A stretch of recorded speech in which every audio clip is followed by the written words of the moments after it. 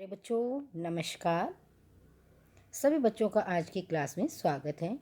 बच्चों, जैसा आप सबको विदित है, पता है कि आपके पाठ्यक्रम में बाल राम कथा लगाई गई है। तो हम अब जो है उसी को ध्यानपूर्वक पढ़ेंगे और समझेंगे। सबसे पहले बच्चों, मैं आपको अवधपुरी में राम जो है उसके थोड़ा सा सार बता देती हूँ। उसके बाद जो महत्वपूर्ण प्रश्न है उन पर चर्चा करेंगे, उन्हें समझाऊंगी। तो बच्चों, आप सबको पता है कि अवध का नाम जो है आजकल हम क्या कहते हैं, अयोध्या कहते हैं।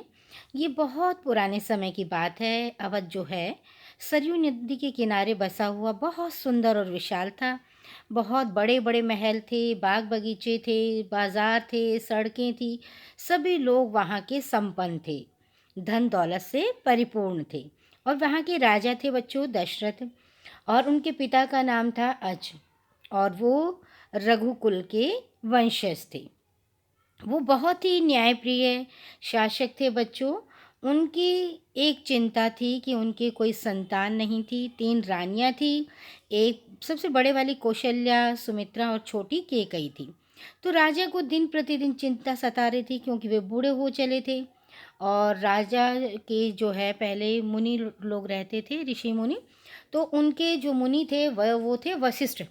तो उन्होंने सलाह दी कि आपको पुत्र प्राप्ति के लिए एक यज्ञ करना होगा। और जो यज्ञ था वो ऋषि जो है ऋषि शृंग के द्वारा कराया गया, और उन्हें अग्निदेव ने उन्हें वरदान दिया और उन्हें तीनों रानियों को पुत्र हुए।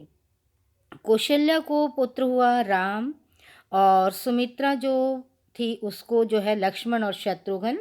जो सबसे छोटी थी केकई, उसने भरत को जन्म दिया। तो ये चारों राजकुमार बहुत ही सुंदर थे, सुशील थे, आज्ञाकारी थे। राम को तो मर्यादा पुरुषोत्तम भी कहते हैं बच्चों। तो इस पाठ में जो है ये बताया गया है। और फिर इसमें एक विश्वामित्र का भी जिक्र किया गया है। विश्वामित्र बच्चों पहले राजा थे, बाद में उन्होंने जो है अपना राजपाट त्याग कर संन्यास ले लिया था।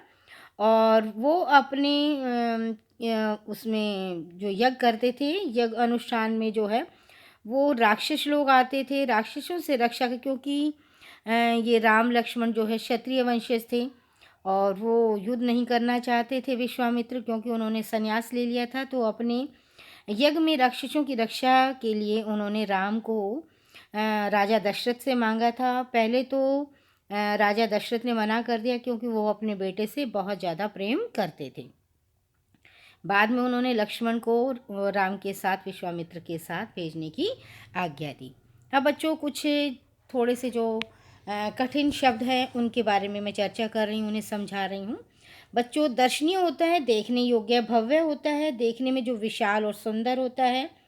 और विपन्नता होती है, गरीबी, संपन्न, खुशहाल, उत्तराधिकारी, वारिस, मर्यादा होता है, नियमों में सीमा में रहना, सदाचार का पालन करना।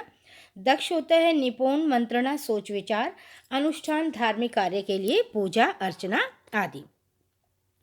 अब बच्चों प्रश्न समझा रही हूँ मैं आपको कि प्रश्न क्या है।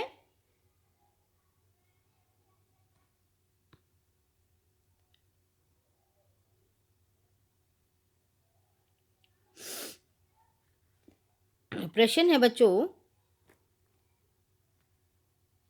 अयोध्या अवध की सुंदरता का वर्णन अपने शब्दों में कीजिए। किसका? अयोध्या का। अयोध्या बच्चों अवध सरयू नदी के किनारे पर बसा हुआ था। कहाँ पर बसा हुआ था? सरयू नदी के किनारे पर। ठीक है, तीर होता है किनारा।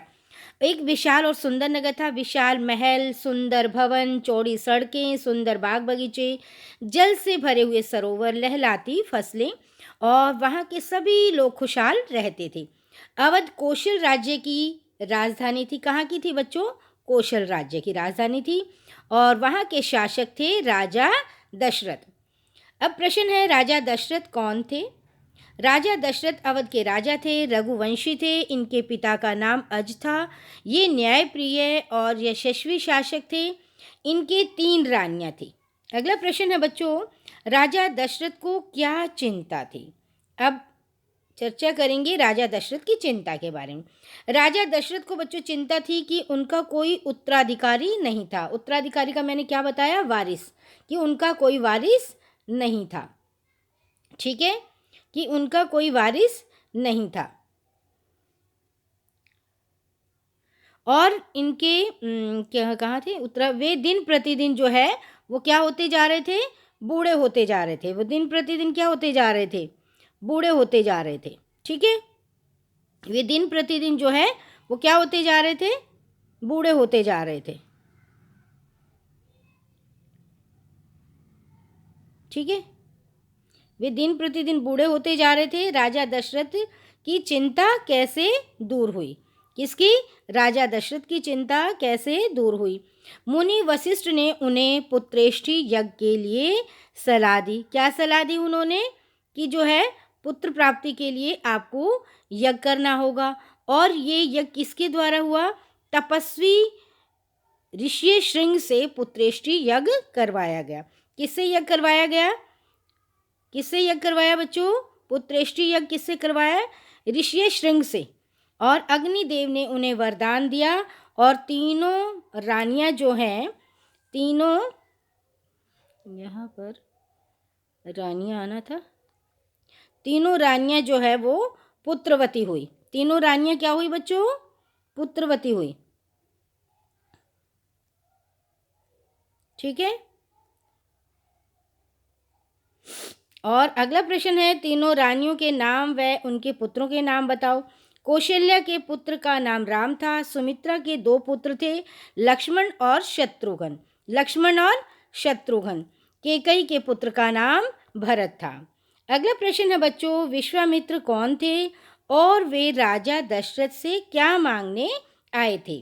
बच्चों, राजा विश्वामित्र एक राजा थे। उन्होंने राजपाट छोड़कर संन्यास ले लिया था। वे अपने यज्ञ की राक्षसों से रक्षा के लिए राम को राजा दशरथ से मांगने के लिए आए थे। ठीक है बच्चों, सब बच्चे इस वीडियो को ध्यान से पूरी सुनना ताकि आपको अच्छे से ये याद हो जाए। पूरा पाठ समझ आ जाएगा बच्चों। ठीक है।